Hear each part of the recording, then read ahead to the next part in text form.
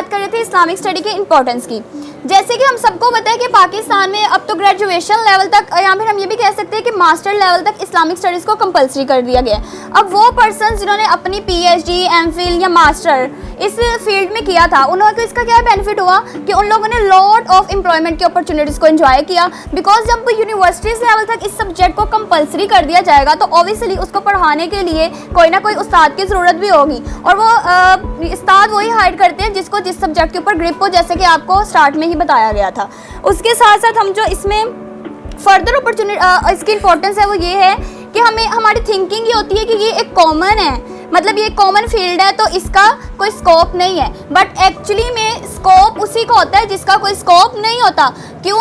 क्योंकि जितने ही लोग कम होंगे मार्केट में उतनी ही उनकी डिमांड ज़्यादा होगी, और जिसकी जितनी ज़्यादा डिमांड होगी उसकी प्राइस लेवल भी उतना ही ज़्यादा होगा। इसे आप लोग इकोनॉमिकली भी देख सकते हैं, और अगर आप लोग इस तरह से देखें, अगर हम लोग अपने इस्लामिक अफेयर्स की तरह से भी देखें, और अदर जितनी भी फील्ड्स हैं उसमें हम लोग कोई शक नहीं है कि अपनी दुनिया की बहुत सी अपॉर्चुनिटीज़ को एंजॉय करते हैं, लेकिन ये वाहिद ऐसी फील्ड है जिसके साथ हम लोग एक अदर एडवांटेज हासिल करते हैं, वो है अल्लाह ताला की खुशनुदी। क्योंकि जब हम इस फील्ड में घुस जाते हैं, इस फील्ड को अपने लिए चूज़ कर लेते हैं, तो ऑब्वियसली जो जिस फील्ड में जाता है उसकी पर्सनैलिटी भी उसके अकॉर्डिंगली डेवलप हो जाती है। अगर वो इसमें जाएगा तो इसमें वो ये सब जान जाएगा जो हम एज अ मुस्लिम हमें पता होना चाहिए, लेकिन हम लोग उस पर गौर नहीं करते क्योंकि हमें लगता है कि हम मुसलमान हैं तो is it enough, but is it not enough.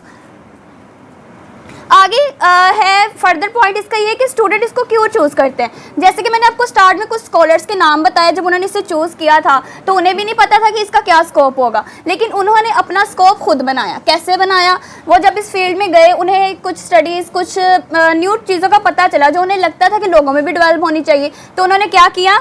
Innovations की, और वो इनोवेशंस अब तक हम लोग भी उसको मानते आ रहे हैं। अच्छा, अब इसमें हम कौन कौन से प्रोग्राम हैं जो कर सकते हैं? Master in historical study, master in Islamic civilisation, master in history of Islamic world, master in Islamic law and master in Islamic philosophy.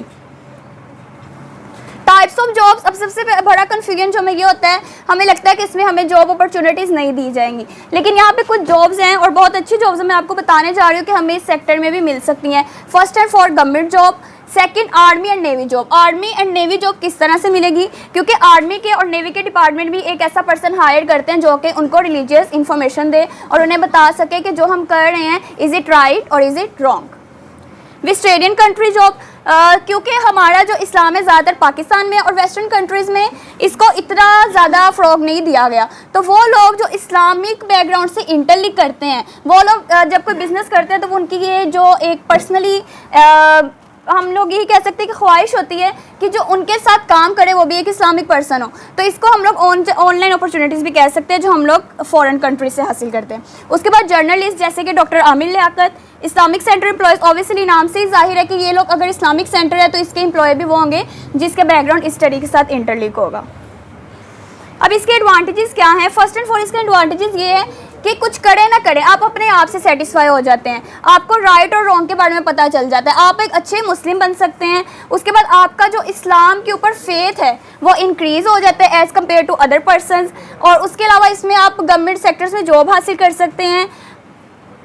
You may preach Islam better than an ordinary Muslim. एक आम इंसान की निस्बत आप इस इस्लाम के ऊपर ज़्यादा ग्रिप हासिल कर लेते हैं, और इसका एक ये भी होता है कि अगर आप इस्लाम के ऊपर ज़्यादा ग्रिप हासिल कर लेते हैं तो आप एक फाइनेंशियल एडवाइज़र भी बन सकते हैं, क्योंकि हर इंसान ये चाहता है कि जो वो कर रहा है उसमें सूद ना हो, अगर वो मेहनत कर रहा है तो वो हलाल हो। अब उसने अगर ये जानना है तो उसको एक ऐसा पर्सन चाहिए जो उसको एक्चुअल में इंफॉर्मेशन दे सके कि हमारा इस्लाम क्या कहता है, और वो कौन पर्सन कर सकते हैं? जिनका बैकग्राउंड इस स्टडी से इंटरलिंक होता है। तो बताने का मतलब सिर्फ इतना है कि जिसको हम लोग कॉमन समझ रहे होते हैं वो भी कॉमन नहीं होती, अगर हम चाहें तो हम उसमें भी बहुत कुछ कर सकते हैं। Thank you. Any question?